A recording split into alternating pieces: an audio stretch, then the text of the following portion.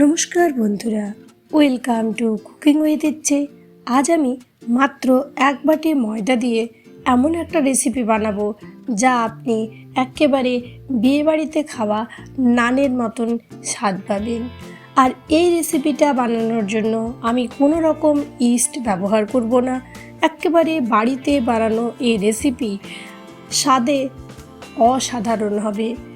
Recipe বানানোর জন্য সময় দিতে হবে জাস্ট, আর কিছুই না। তাই অনুরোধ রইল রেসিপিটাকে ফুল ওয়াচ করবেন প্লিজ, না হলে কিন্তু স্টেপগুলো ঠিক করে বুঝতে পারবেন না। তো রেসিপি বানানোর জন্য এখানে আমি নিয়ে নিলাম ময়দা এখানে আমি 1.5 বাটি ব্যবহার করেছি।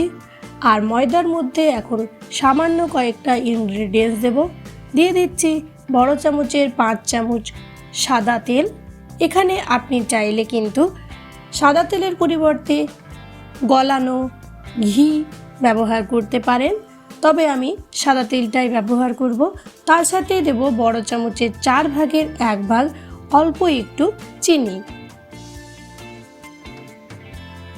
আর দেব অল্প নুন আর চিনিটা এখানে ঠিক করে একটু ব্যালেন্স করতে হবে। এখানে 1 ছোট চামচ দিয়েছি আমি নুন। এখন সমস্ত কিছু ভালো করে প্রথমে মিলিয়ে নিতে হবে। ময়নটা যেন ঠিকঠাক করে মিলে যায়, তাই ভালো করে সমস্ত ইনগ্রিডিয়েন্টস একটু এরকমভাবে হাতের সাহায্যে এরকমভাবে প্রেস করে ভালো করে মিশিয়ে নেব। যতক্ষণ না ময়নটা হচ্ছে ততক্ষণ কিন্তু নেক্সট স্টেপে যাওয়া যাবে না। দেখুন খানিকক্ষণ পরে এরকম যখন মুঠো বাঁধা যাবে তখন বুঝবেন যে ময়নটা হয়ে গেছে, আর হাতের সাহায্যে অল্প প্রেস করে দিলে এটা কিন্তু খুব সহজে ভেঙে যাবে, মানে আমাদের ময়নটা হয়ে গেছে। এখন এর মধ্যে দিয়ে দেব ছোট চামচের 1 চামচ বেকিং পাউডার। এটাতে কিন্তু বেকিং সোডা দিতে যাবেন না, বেকিং পাউডারটা অল্প দিলে ভালো হয়, তাই অল্প পরিমাণ দিয়েছি। আর দেব আমি এটার মধ্যে দই এখানে আমি বাড়ির দই ব্যবহার করছি। অলরেডি এই দইয়ের রেসিপি আমার চ্যানেলে দেওয়া আছে, আপনারা দেখে নিতে পারেন। এখন এই দইটার পরিবর্তে আপনি চাইলে বাজারের দইও নিতে পারেন। আমি দইটা এটার মধ্যে অ্যাড করে দেব। আর এটা কিন্তু টক দই, আমি এখানে মোটামুটি বড় চামচের 8 চামচ টক দই ব্যবহার করছি। আজকে আমি জল ব্যবহার করব না এটা মাখার জন্য, কমপ্লিটলি দই দিয়েই কিন্তু এটা মাখবো।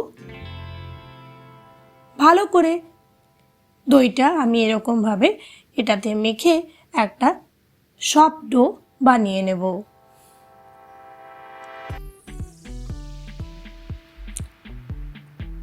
দেখুন কিছুক্ষণ পরে আমাদের ডোটা কিন্তু রেডি হয়ে গেছে। এটা কিন্তু খুবই সফট করে বানাতে হবে। তারপর এটার মধ্যে আমি আরও 2 চামচ দিয়ে দেব সাদা তেল। তারপর সাদা তেলটা দিয়ে ভালো করে কিন্তু ডোটার সাথে মিশিয়ে নিতে হবে। তারপর এখন এটা যখন ভালো করে রেডি হয়ে যাবে, দেখতে পাচ্ছেন কতটা নরম করে মাখতে হবে, দেখে নিন এখানে। এখন এটাকে ঢেকে রাখতে হবে। যদি গ্রীষ্মকাল হয় তাহলে এটাকে 5-6 ঘন্টা ঢেকে রাখলেই হবে, কিন্তু যদি শীতকাল হয় বা বর্ষার কারণে খুব ঠান্ডা ওয়েদার হয়ে যায় তাহলে কিন্তু 8 ঘন্টা এটাকে মোটামুটি ঢেকে রাখতে হবে। আমি মোটামুটি যেদিন বানাচ্ছিলাম সেদিন প্রচণ্ড ঠান্ডার ওয়েদার ছিল, তো মোটামুটি 7 ঘন্টা এটাকে ঢেকে রেখেছিলাম। 7 ঘন্টা পরে দেখুন এটা কতটা আমাদের নরম হয়ে গেছে। এই রকম নরম করে এটাকে বানিয়ে দিতে হবে। আর আপনি যদি এটাকে ক্যাসারোলে ভরে রাখেন তাহলে কিন্তু এটা আরও সুন্দর হয়ে যায়। দেখুন এরকমভাবে আঙ্গুল যখন আপনার পুরোপুরি ঢুকে যাবে, এতটা সফট হবে, তখন বুঝবেন যে ডোটা রেডি হয়ে গেছে। কতটা সহজে আমাদের আঙুলটা এরকমভাবে ঢুকে গেল। আরও যখন হাতটা এরকমভাবে আমি আঙুলটা বের করব তখন কিন্তু 1 ফোঁটাও এটার মধ্যে লেগে নেই। এই রকম ডোটা আমাদের বানিয়ে নিতে হবে। আর ক্যাসারোলে যদি রাখেন তাহলে একেবারে নানের জন্য এটা রেডি হয়ে যাবে। এখন কয়েকটা লেচি আমি কেটে নেব। লেচিগুলো একটু বড় সাইজের করে কাটবেন। আর দেখুন লিচিগুলো রাখার পরেও বোঝা যাচ্ছে যে কতটা এটা সফট হয়েছে। এখন আমি সমস্ত লিচিগুলো কেটে নিয়েছি, আর লিচিগুলোর থেকে যেরকমভাবে রুটি বানাই সেই রকমভাবে আমি এগুলোকে রেডি করে নিয়েছি।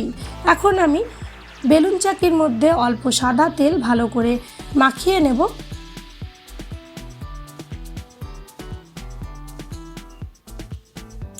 তারপর এগুলোকে বেলে নিতে হবে।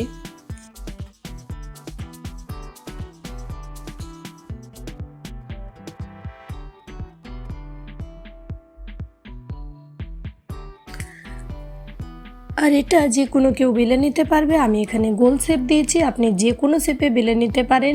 যারা নতুন বেলছেন তারাও বেলে নিতে পারেন। তারপর তাওয়াটাকে হাই হিটে ভালো করে গরম করে নিতে হবে। তারপর যেরকম আমরা ধোসা বানানোর সময় অল্প জল দিই, সেরকমভাবে অল্প জল দিয়ে জলটা যখন একেবারে বাষ্প হয়ে যাবে তখন দিয়ে দিতে হবে রুটিটা, আর ঢেকে দিতে হবে 5 মিনিট একেবারে কম আঁচে বা সিমে। তাহলেই 5 মিনিট পরে যখন ঢাকনা খুলবেন তখন দেখবেন এরকমভাবে ফুলতে শুরু করেছে একটা পিঠ। তখন আমরা কি করব, তখন এটাকে এরকমভাবে উল্টে দেব, আর উল্টে দিয়ে আমি এটাকে আরও 5 মিনিট কিন্তু ঢেকে দেব। 5 মিনিট পরে আবার একবার ঢাকনাটা খুলে নিচ্ছি। এইবার কিন্তু আমাদের উল্টো পিঠটাও খুব ভালোভাবে রেডি হয়ে গেছে। আমি অল্প একটু তেল এটার মধ্যে ব্রাশ করে নিয়েছি, মাঝে জাস্ট ব্রাশ করার জন্য যতটুকু দরকার ততটুকুই, এটাতে তেলটা একেবারে নেই। এখন আমি এরকমভাবে অল্প একটু প্রেস করে দিতেই দেখুন এটা কিন্তু একেবারে ফুলে উঠেছে। সাইডে যে তেলগুলো আছে একটু একটু আমি এটার মধ্যে জাস্ট লাগিয়ে দিলাম। এখন দেখুন এটা কিন্তু খুব সুন্দরভাবে রেডি হয়ে গেছে। আপনি চাইলে কিন্তু তেলটাকে নাও এটার গায়ে লাগাতে পারেন। খুব সুন্দরভাবে একেবারে ফোলা ফোলা দই রুটি আমাদের রেডি হয়ে গেল। স্বাদে কিন্তু একেবারে নানকেও টেক্কা দেবে। এই রকমভাবেই আমি বাকিগুলোকেও রেডি করে নেব। যদি আজকের রেসিপি ভালো লাগে প্লিজ লাইক দেবেন, কমেন্ট করে জানাবেন যে রেসিপি কেমন লাগলো। চ্যানেলে প্রথম দর্শক বন্ধু হলে প্লিজ ফুল ভিডিওটাকে ওয়াচ করে চ্যানেলটাকে সাবস্ক্রাইব করতে ভুলবেন না যেন। পাশে থাকা বেল বাটনটা অবশ্যই অলে সেট করে দেবেন। আর আপনার যদি কোনো সাজেশন থাকে প্লিজ আমায় সাজেশন দিতে ভুলবেন না যেন। আপনাদের সাজেশন আমাকে অনেক অনেক অনুপ্রেরণা দেয় নতুন নতুন ভিডিও বানানোর জন্য। বা আমার যদি কোথাও কোনো কিছুতে আপনাদের খারাপ লেগে থাকে বা বুঝতে অসুবিধা হয় সেটা আমি আপনাদের কমেন্টের মাধ্যমে বুঝতে পারি। আর এই রেসিপিটা সার্ভ করার জন্য আপনি পনিরের সবজি, ডাল মাখানি, ঘুগনি, আলুর দম বা চিকেন যে কোনো কিছুর ব্যবহার করতে পারেন। রেসিপিটার স্বাদ একেবারে অসাধারণ, আর বানানো কিন্তু ভীষণ সহজ। জাস্ট মেখে রাখতে যতটুকু সময় লাগে, যারা নতুন বানাচ্ছেন তারাও বানাতে পারবেন, কেননা এটা কিন্তু শেপেরও কোনো ব্যাপার থাকে না। যথেষ্ট সফট হবে। একটু পরে আমি দেখিয়ে দেবো যে কতটা সফট হয়ে এই রেসিপিটা রেডি হবে। আর এটা বানিয়ে আপনি কিন্তু সকালে যদি বানাতে পারেন পরের দিন অবধি কিন্তু খারাপ হবে না, কেননা এটার মধ্যে দই আছে। দইটা এটাকে খুব সুন্দরভাবে কিন্তু সংরক্ষণ করতে সাহায্য করবে। এখন দেখুন এটা কতটা জালিদার আর কতটা সফট হয়েছে। ধন্যবাদ ভিডিওটা ফুল ওয়াচ করার জন্য।